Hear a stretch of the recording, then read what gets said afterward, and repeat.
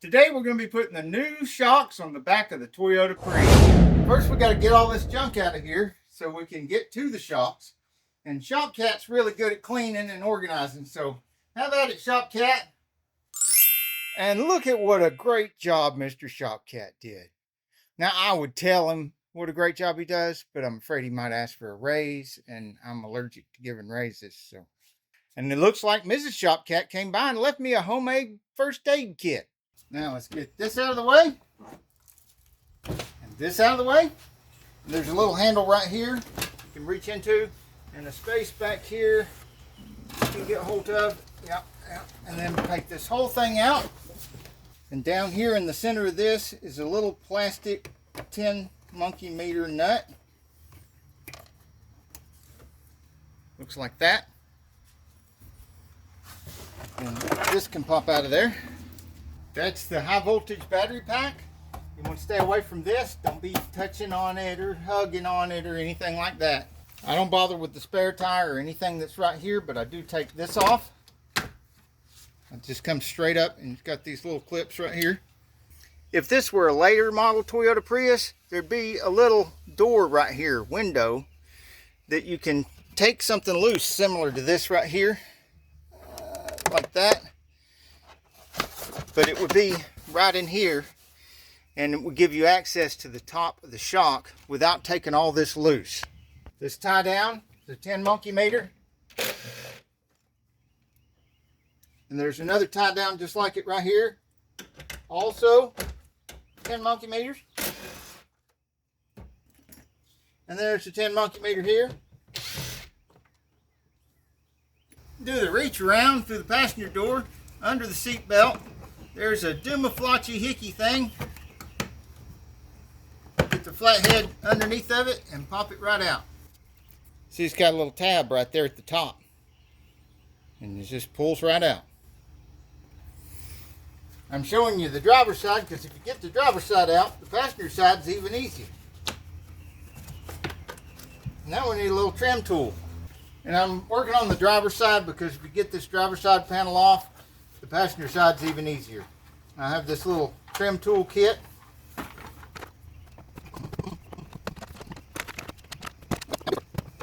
Now we're cooking with Crisco. And right here is a clip. Got to pinch that thing. It ain't easy. There we go. Pinch that thing, and what I was pinching is right there. Come on, focus camera. People need to see this. See that little tab?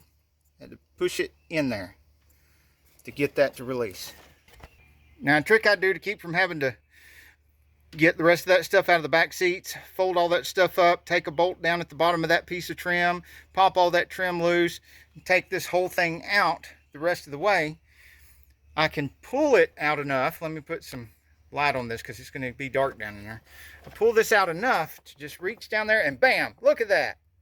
There's the top of this shock without having to take the rest of that loose.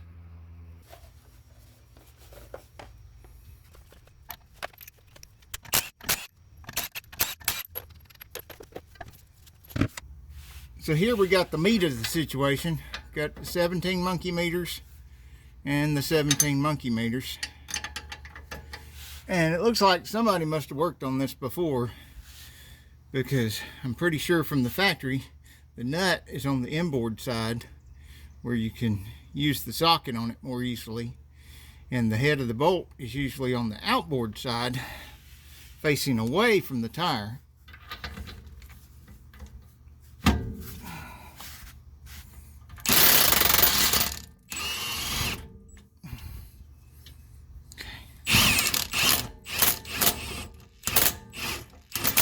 Okay, I see why they did that. They probably were trying to make sure that the bolt could come all the way out. Keeping all these little scissors jacks around, they really come in handy because they can be used kind of like a bottle jack. But I can take the flip socket that I use on lug nuts, because this is a 21, and just use my impact. Suddenly, scissors jack is electric. Ha! Check that out.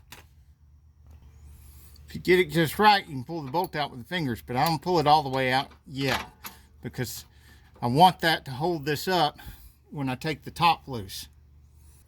Now the top down there is also going to be a 17 monkey meters. I'm using a wobble socket so that it's easier to get in there and get the angle that I need. Just drop that right down in on there, and this extension brings it right to where I need it. And grab that. All this can be done with hand tools, of course. And the top of that shaft where this nut goes on is a 5 monkey meter Allen. So you could use an Allen socket to hold that still and a wrench to take the nut off. Since I've got the big bad Milwaukee, I don't need any of that.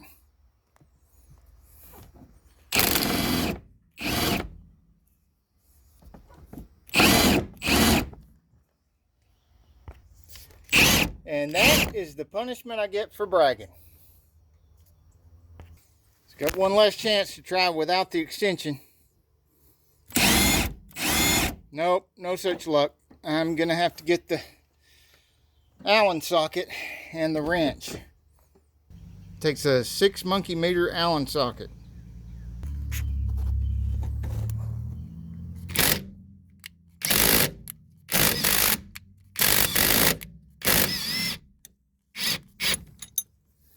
Notice I went back and forth a few times just to make sure that I don't strip it out or get so much junk piled up on the threads that it locks down on me.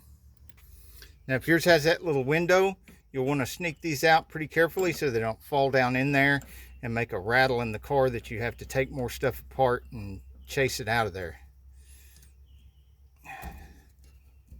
Get the bolt the rest of the way out of here. Dust boot off of here, which is what this is. It also has a little spacer here, so you need to keep that. Even if this dust boot is damaged, you still need this stuff right here.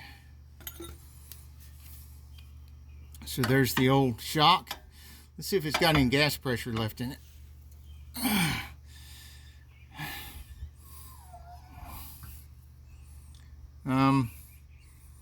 Yeah, that's pretty much dead. There's hardly any gas pressure left in it at all. It's just barely moving. It's almost like watching grass grow.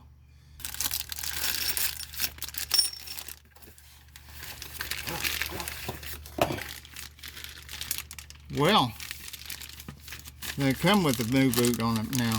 Isn't that neat?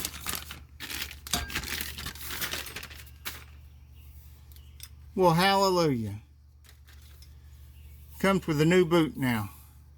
I guess I won't have to do that. Because there's the spacer right there. Washer, rubber, and that little tip right there goes up. Just like anything else, always put the tip up. These will go in inside the car. But I need the spacer right here. That needs to go down in the rubber. Get that down in there all the way. Yeah, all the way to the bottom.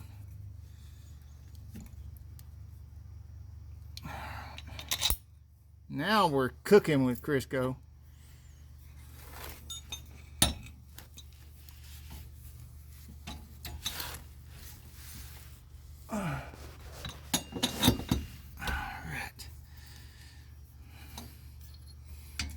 If you don't have good strong shoulders before you do this kind of work, you will afterwards. Or you'll have a sore neck, one or the other.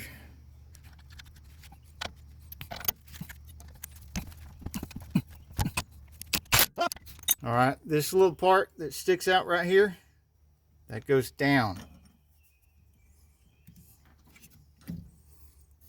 Make sure we got space all the way around. Yeah. Goes down, and then big washer. Now, look at that. Big washer touching right here. So I need to push down on that and relocate that forward a little bit. Now in the past, I've tried to push down on these before with my bare hand and gotten away with it. Now I'm getting older. I don't like my hands hurting. So use a socket upside down. Push on that. See it go down. I can get a good fistful of it.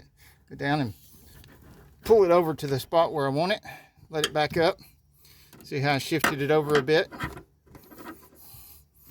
See if that washer will fit without touching. Yeah, there's a little space right there. I'd like to have some more space. Push it over as far as I can. And let's see. Now, if the manufacturer's watching this, I want to make a suggestion. You see how you sent 2 of these big washers right here? How about sending us something similar to that? That's a little bit too small for this big bushing right here. But this is a little bit too big for this space. So how about downsizing that a little bit? Okay, to make sure, I used a flathead screwdriver and put it in between here, and that left a gap when I tightened it up. So there's gap all the way around. Don't have to worry about this hitting.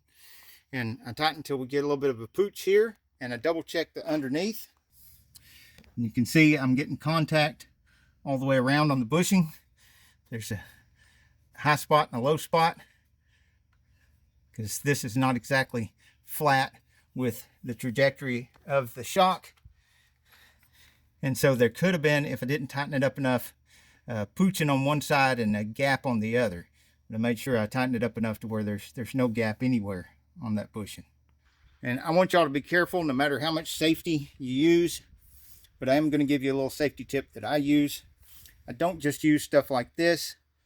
One of my safety procedures is to always leave one of the shocks still bolted up and intact. I never take both shocks off at the same time, because if both shocks, and you got to check and make sure that one shock isn't broken inside where it can pull all the way apart, because that can happen.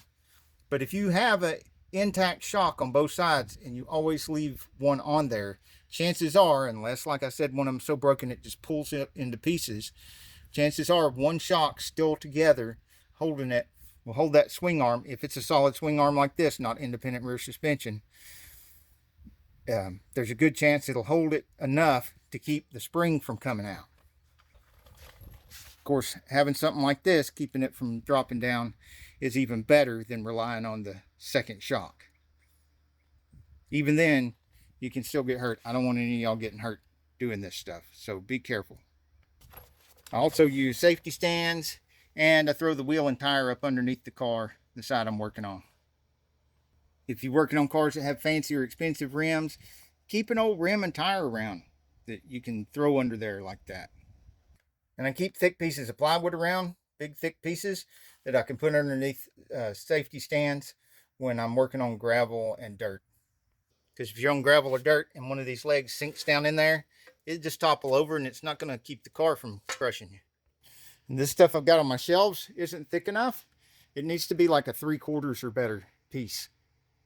A tip on getting some free stuff: if you're driving by where people are building new houses and stuff, and you go up there and you just ask some of the workers if they've got any scraps from the roof that's maybe some 2x10s or 2x12s that are only 2.5, 3 feet long. That's plenty long enough. It's a lot longer than this, and plenty long enough to make some little pieces to put underneath the carb that you can put your jack stands and stuff on, and it's going to be a lot thicker than any kind of plywood or OSB. And 2 or 3 foot pieces they just throw away. Next video up here, I'm putting the front struts on, or will it be over here? I think it'll be over here. And then the over here is playlist of just a whole bunch. I've lost count how many videos I've made on Prius repair. It's in this playlist right here. Hey, if you like this video, we got a whole lot more. We got tool reviews, we've got repair videos, we've got show car videos, hot rods, mod rods, you name it. If it's got wheels on it and an engine, it's probably on this channel. So subscribe, like, and binge watch Zane Auto. Binge watch Zane Auto.